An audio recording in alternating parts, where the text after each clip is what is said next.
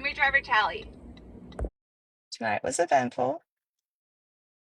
I had two very lovely groups of people who they smelled like a vulture's wet dream.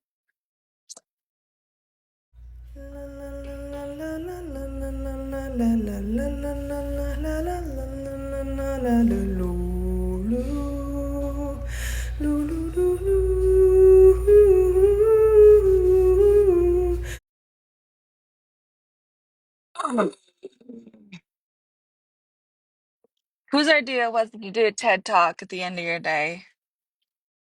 7 a.m. is like I go to sleep at 8:30, so I might be doing 7 p.m. Here soon.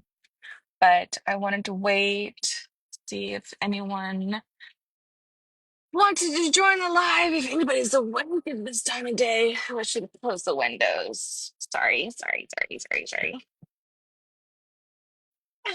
I'm ready. Tonight was eventful. I had two very lovely groups of people who they smelled like a vulture's wet dream. And it happens often, like one, uh, once or twice a night, I don't know. Weed, BO, feces, urine, all of it. All of it. I can't judge, I can't blame, because I also sometimes choose to not shower that day. But on principle, I am a shower daily kind of person, especially because I do like to go to the gym and sweat that out. And so often I will pretend to feel rushed out the door and just skip the shower, and I'll like feel sweaty and smell like a sewage rat all night. Just ruins the day.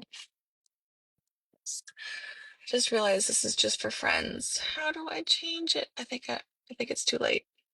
Oh well. Um, Two things happened tonight. I have more happen, but I'm gonna share tomorrow. Because it's my day off. Had a passenger tell me um that he watched a YouTube video from Bomdi vet, like a veterinarian, who experienced something that very few vets will ever encounter. He worked on what my passenger called um, hermaphrodite dog.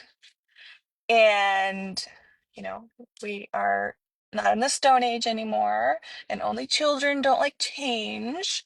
So they are today would be called intersex. Um, I thought that was the coolest thing ever. I was like, oh my gosh, I've never heard of a hermaphrodite dog or intersex dog. Oh my gosh. And it reminded me of when I discovered um the plot twist in the Grammy nominated movie The Enclave. I won't give it away, but there was an intersex person there, and it's like a big reveal at the very end. And I was screaming at this television. I was like,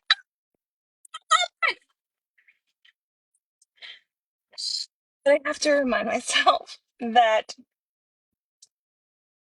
on one end of the extreme, in people's views and treatment of people different than them, there is hatred, discrimination, disapproval. On the other end of the extreme is fetishization and glorification of one aspect of a person's identity.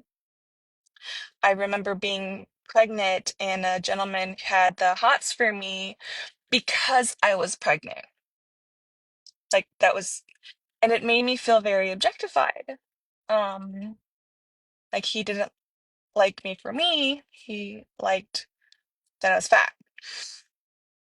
And it is very easy for me to fall into that other end of the extreme because I am such a I'm really I just I I I am so obsessed with um, novelty and excitement and new things and different things. And I love like different cultures and different um, types of people and different color. I mean, just different.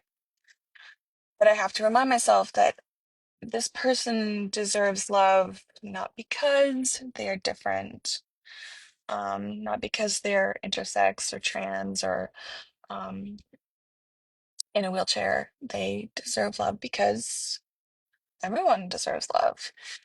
And so that was a good reminder from a passenger. Let's see, what was the other thing? Um, oh yes, I had a passenger who requested to share a rant. He was like, "Can I just rant to you right now?"